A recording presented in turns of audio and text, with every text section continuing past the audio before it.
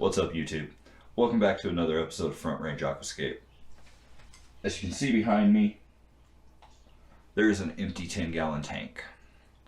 And I am going to attempt what is probably the hardest scape I've ever done.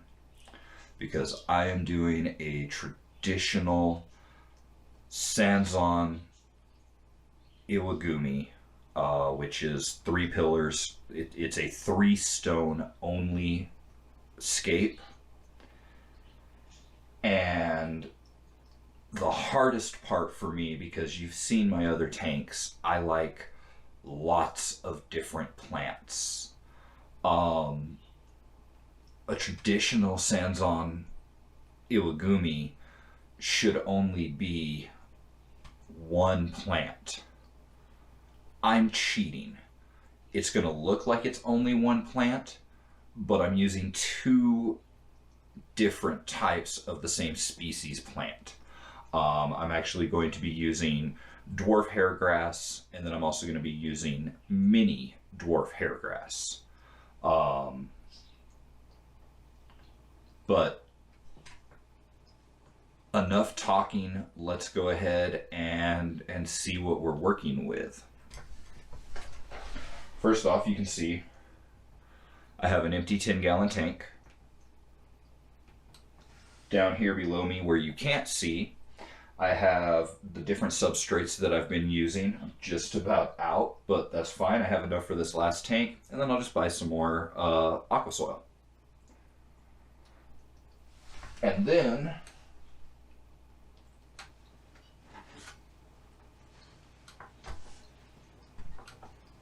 for stone, I have this stuff that is just absolutely full of character. It's going to add, I think, a lot of tension to the tank. Not in a bad way, but in an Iwagumi way. Otherwise they get boring and stale looking, and I really want to have a beautiful tank that I enjoy looking at for just ever. But I have a decent selection of this type of rock that just has these really amazing, interesting features. I want to say that it's coral stone, but I'm not 100% sure. But I do know that it's, like I said, just an absolutely amazing rock. So I'm going to put all this stuff down. I'm going to get the camera and the lighting positioned where you can see what I'm doing. I'm probably going to play around with a couple of different camera angles. You know, try to make my videos better. Not suck as much. We'll get there. But yeah, I'm going to go ahead and get everything set up so that we can get cracking on this tank. All right, so what we have to start with is one of the cheap 10 gallons.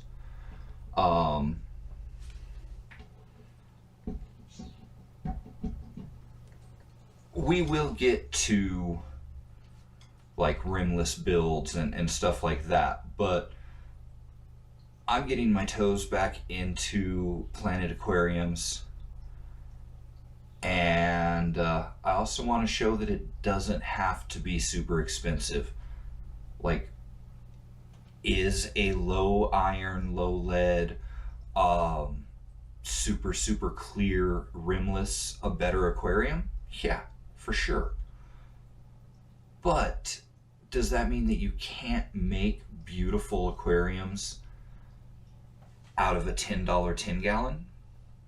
No, not at all. And I hope that that's what I'm showing. So what we're going to do now is, like I said, I've got this previous substrate that I've been using. So we're going to put down a base layer to get some height in areas. That is the sand and gravel and what appears to be like Tropica aqua soil. So we're going to go ahead and put that in there first. I'm going to try to stay away from the front edge here and this side because this is totally temporary. I'm going to be doing a dry start on this tank. So for the first 2-3 weeks, maybe a month, the tank's just going to be sitting here getting natural sunlight and 12 hours of artificial light a day, just growing out the mini dwarf hairgrass and the dwarf hairgrass. But enough chit chat. Let's go ahead and get this substrate in there. I'm going to get it shaped about how I want it to be. Then I'll start placing rocks.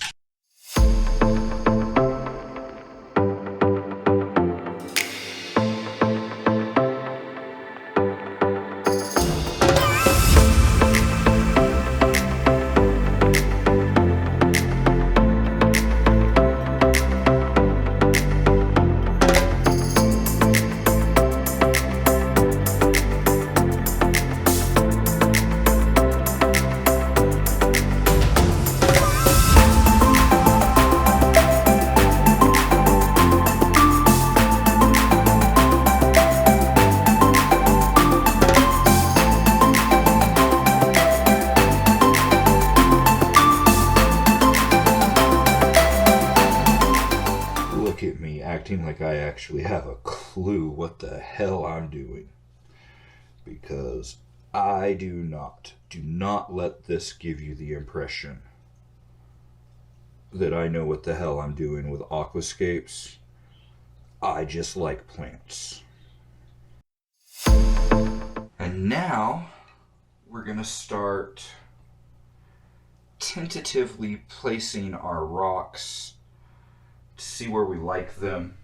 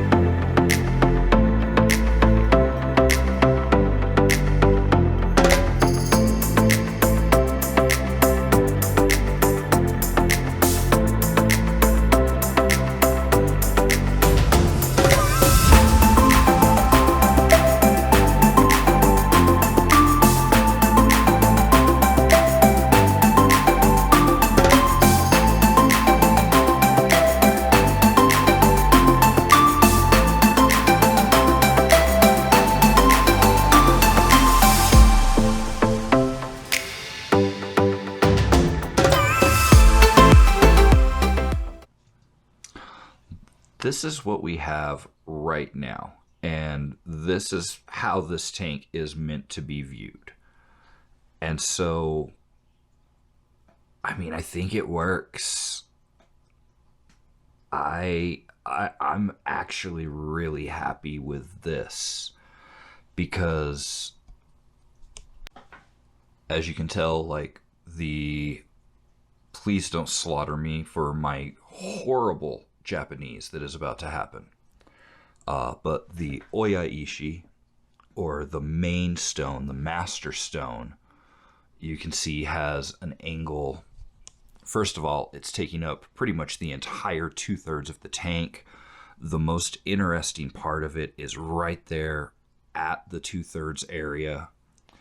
It's at an angle going up, and the fukuishi, or the secondary stone, which is the second largest stone, you can see carries the same angle as the master stone.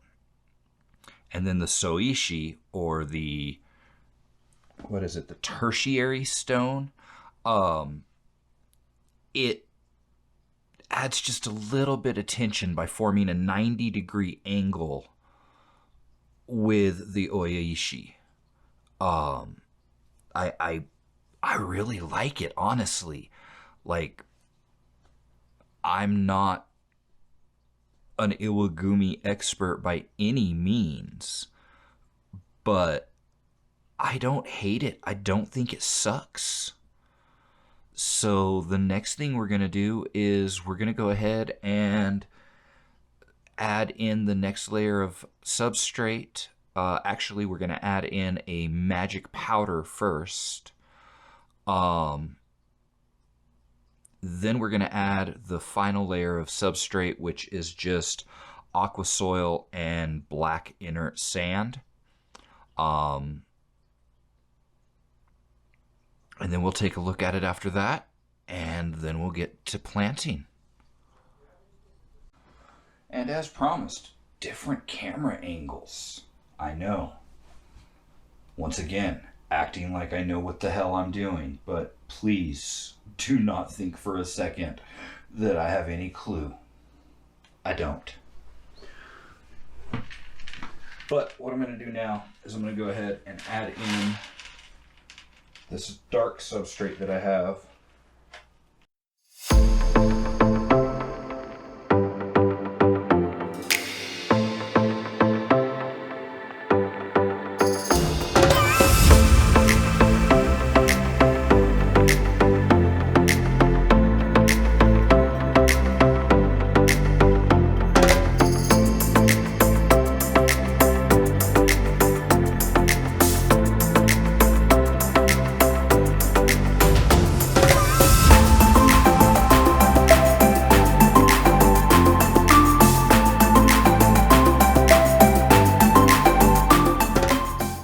Yeah, I'm really liking that. I believe next up is getting the plants ready for planting.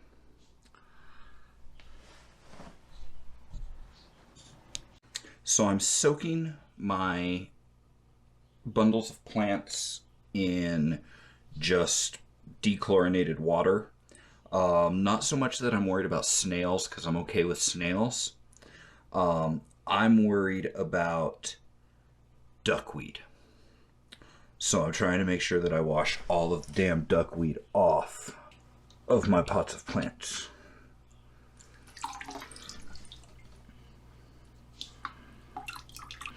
Alright, so our first plant is mini dwarf hairgrass.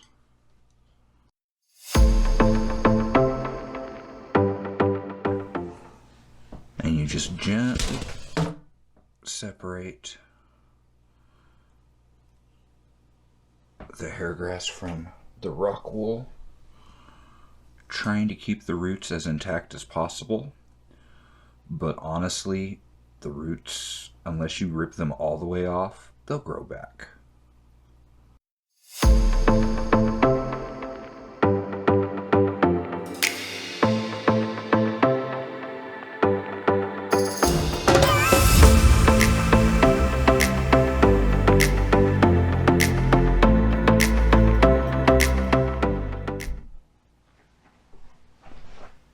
I've gone ahead and got all of the plants prepped. And what I'm going to do is I'm going to go in with the dwarf hairgrass first. And I'm just going to put clumps around the rocks to accentuate the rocks some.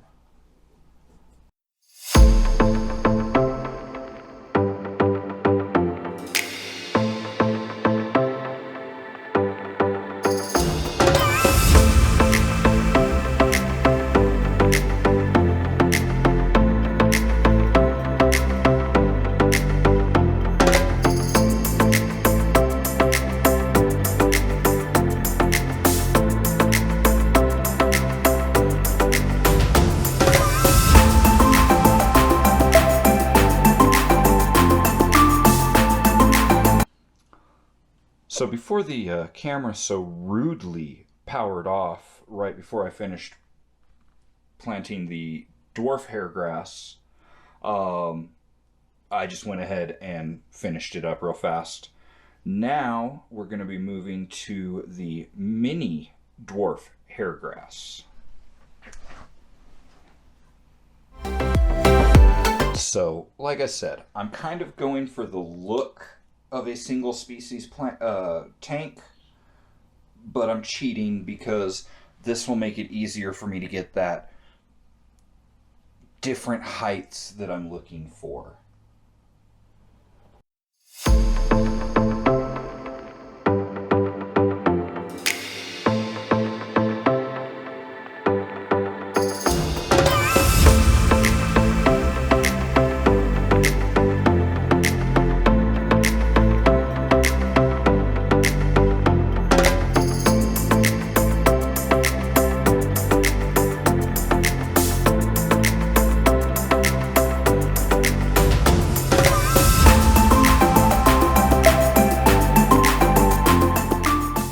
Alright, so here we can see the little clumps of dwarf hairgrass and mini dwarf hairgrass.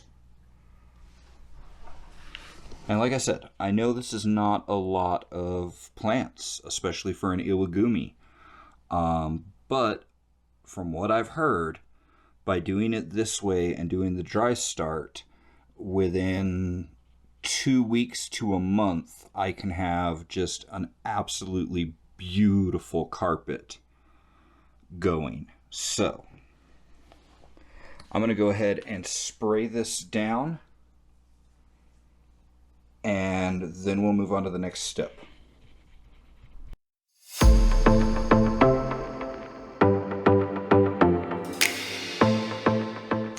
Alright, so because this substrate was completely dry, what we're going to do is we're going to gently pour a little bit of water. Oh, you know what? Just a second.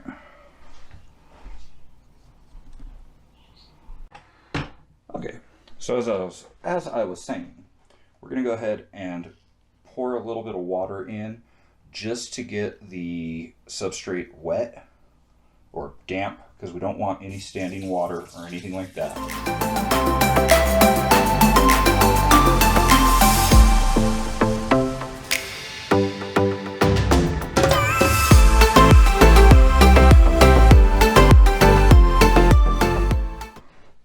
So we've got it all moist.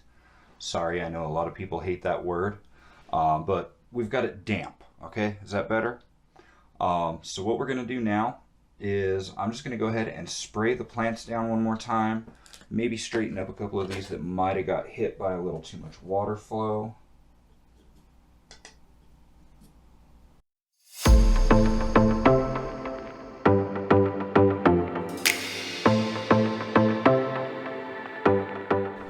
All right, there we are. Next step now is going to be the saran wrap on it.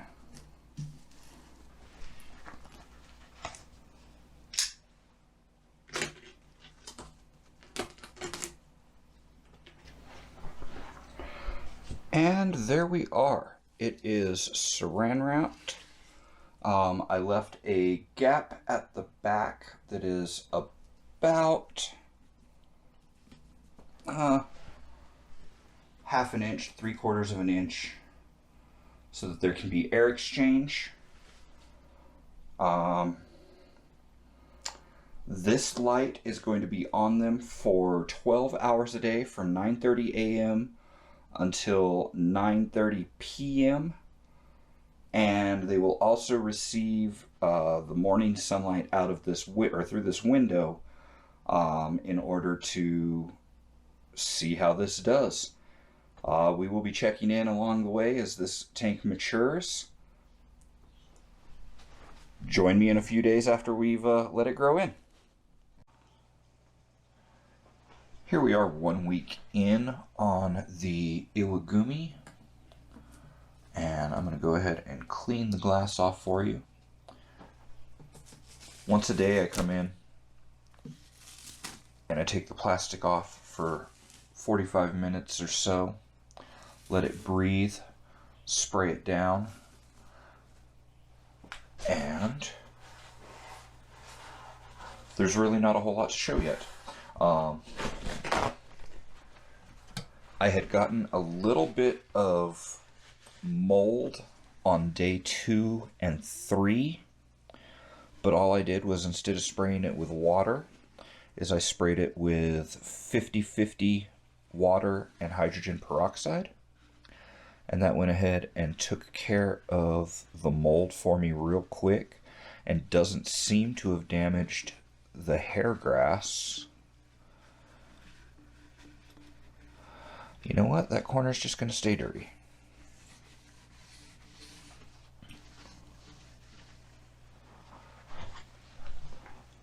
And I don't know how well it shows, but let me get you guys picked up and I'll show you from the top where you can see that we're starting to get new sprouts on a lot of the plants. So now they're going to go ahead and start growing in and actually doing the carpet. So here we are from above.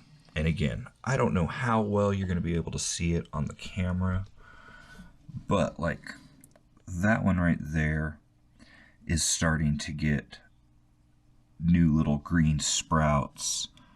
Same with that one. That one.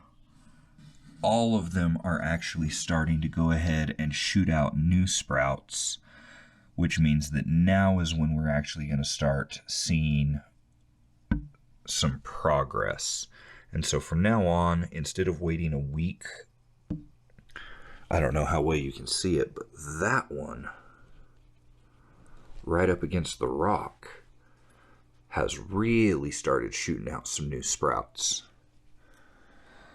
So yeah, I'm probably going to start giving daily updates instead of weekly, or at least every few days, just to show the growth. But like I said, that's a weekend. We'll continue watching this thing. So I'm going to be honest, it has been probably a month. No, it's been like 3 months, honestly, since the last time I did an update on this tank. And that's because I almost quit with this tank. I did the dry start method.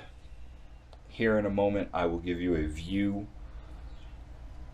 I got mixed success. But I'm tired of dealing with it. I've had every issue you could have with a dry start setup. I've had mold. I've had algae. I've got this weird little plant growing over here that I'll show you that I hope dies when I flood it. But I also have had hair grass that has spread and is spreading. So I've got a little bit more. I've got one more thing of tissue culture mini dwarf hair grass that we're going to go ahead and get planted in here today. And then I'm going to flood it and hook up CO2, and I've got a good light on it. We'll go over that here in a minute, but I do have a partnership with Ciora now. So Ciora lights are what I will be using pretty much exclusively going forward. It's honestly what I was already using pretty much exclusively. But anyway, we're going to go ahead and first things first, I'm going to clean off at least this piece of glass and this piece. I will be putting shrimp in this tank eventually, so I do want to have some algae and stuff growing on the tank. But we do need to get it pretty clean right now so that you can see what the hell I'm doing. So here's a view of the inside of the tank. The grass has spread pretty well, like it should have done better. I don't know what I did wrong. This was my first attempt at dry start, and I obviously did something wrong. And I'm sure you'll see this stuff here. That is the remnants of a slime algae problem that I had. And so I went ahead and got that killed using peroxide and what is it? Seachem Excel. And just dosing that directly on the algae until it died. But like I said, we're going to add a little bit more dwarf hair grass, another package. And one thing that I do want to point out is I have, like I said, been Supplied with Lights by Ciora. This is the Ciora SR617. It is a clip-on light. I apologize for any jankiness right now. It is a clip-on light that will fit rimmed and rimless tanks. And this is the 20 watt version for up to 20-inch tanks. This is on a 10-gallon tank. Should be absolutely perfect for what we are doing. So I'm going to go ahead and get the camera repositioned again so that we can see what I'm doing as it comes to planting. And I'm going to go ahead and get the dwarf hairgrass prepped so that I can get it planted, and then we can flood this. It is later on in the day because I was getting a little bit of glare from the sunlight, but I've gone ahead and got all of the new dwarf hairgrass prepped. And one reason that I like in vitro or tissue culture plants is because you get an absolutely massive amount for the price. So I'm going to shut up though now so that we can time-lapse this and get this planted, because I ended up with just an absolute shitload of bunches.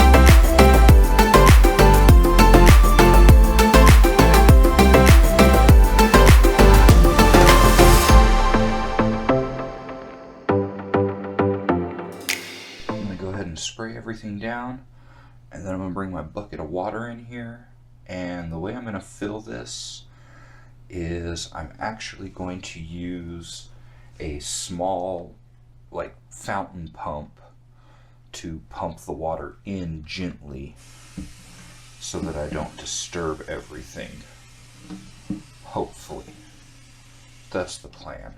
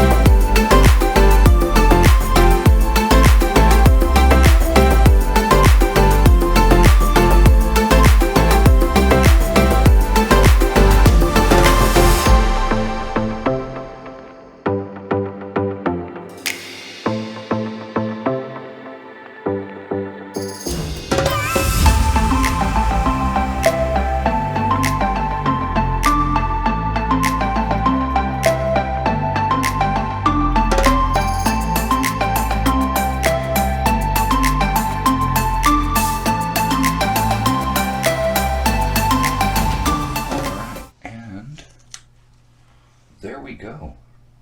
Planted, filled. I'm sure you saw in the time lapse I put the CO2 on it. And now the only thing left is I've got to get the filter put on. So give me just a moment and we'll get that done.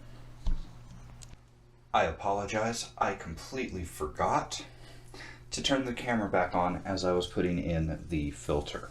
But the filter I'm using is just a cheapo off of Amazon. I will go ahead and put the link in the description of this video.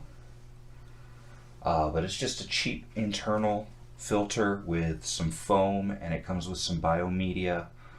I happen to really like it because it has a spray bar attachment, and it seems to be a really good filter for like a 10-gallon size tank.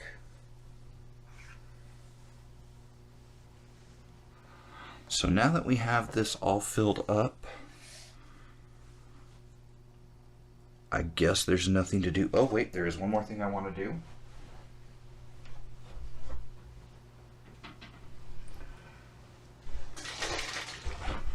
I'm going to go ahead, and even though this filter has been in an established tank for the last 3 or 4 weeks, I am going to go ahead and dose this tank with some Chem Stability. Basically, this is just like suspended animation bacteria.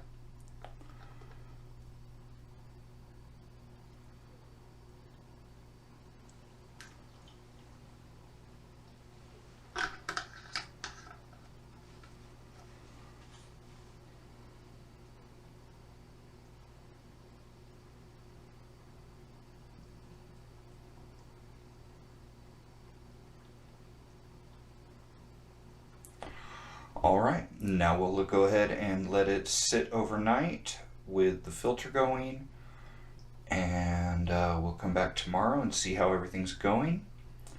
And I'm hoping that here within just, I don't know, a few days to a couple of weeks, this will be grown in beautifully so that I can go ahead and introduce the new inhabitants. I already have the inhabitants planned for this tank, but it's going to be a surprise. You'll have to see when I put them in. It has been exactly 2 weeks since I have flooded this tank. As you can see, the dwarf hairgrass is growing in beautifully. I have added some livestock to this tank. We now have 3 nerite snails and 3 autocinklus, because I have a feeling that algae is going to be an issue with this tank, because there's going to be lots of light and lots of CO2. So yeah, I went ahead and got a cleanup crew in here. What we are about to do is add the rest of the livestock as soon as I do a good sized water change. So I'm going to go ahead and get everything set up so that I can do a water change. And I'll be back. We are just about to add livestock to this tank. It's already got some livestock. It has 3 nerite snails, 3 autocinklus catfish, and a group of either 4 or 5 Amano shrimp in there.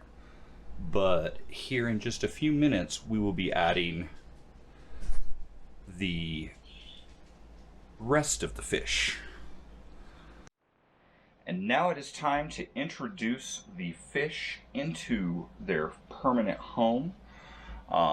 Normally, I would not be adding other tank water into this tank water, but this tank water came out of my quarantine tank, and I know it's 100% healthy. So we are just going to go ahead and add the fish, and I've kept it a secret long enough.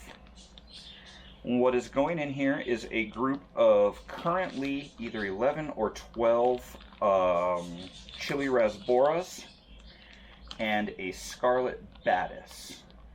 I have a total of 13 chili rasboras, but I know that I left at least one behind in the quarantine tank, so I'll scoop his little butt out eventually. But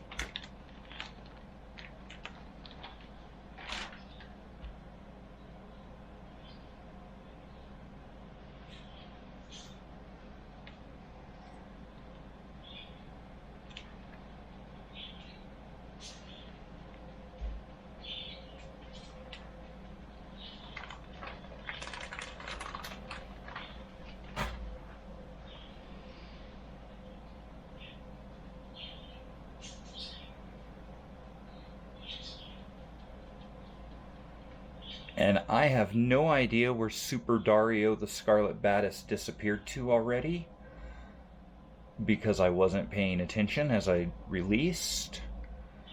But it's good to see that the chili rasboras are all nice, a nice little happy school.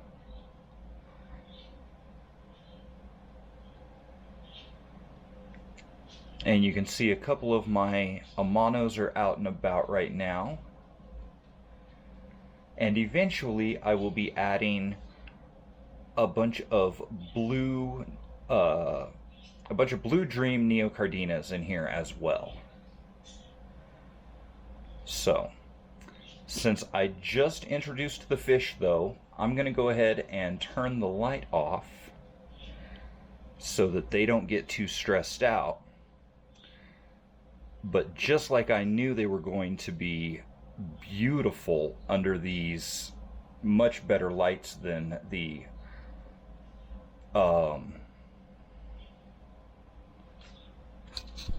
so I will say that these fish are much better looking under these good lights than they were under the cheapo light that is in my quarantine tank.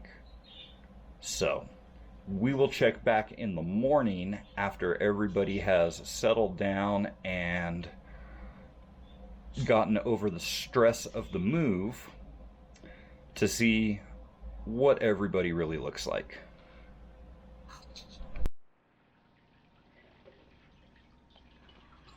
Alright, now we are going to add, it's been about 24 hours since I've added everybody, and now we're going to add the last of the new inhabitants, and that is 15 Blue Dream shrimp. So, and like I said, here go about 15 Blue Dream shrimp and a few ram's horn snails. Alright, all the shrimp made it in. Some of them already got eaten, but that's the nature of things.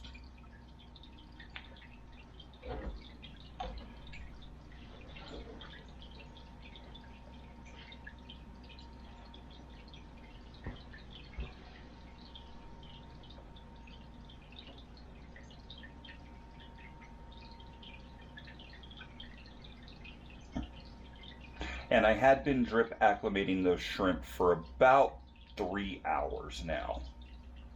So they were good and acclimated to this water. And like I said, I'm sure some of the smaller shrimplets will probably get eaten, but it's okay. I have a pretty much never-ending supply of Blue Dream shrimp because I have a tank with hundreds of Blue Dream shrimp in it.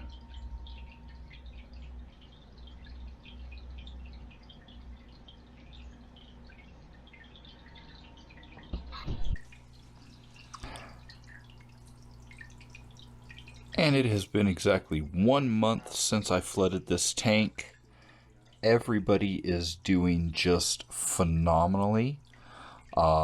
I do believe that I have lost a few more shrimplets due to the fact that Super Dario is a hunting little son of a gun.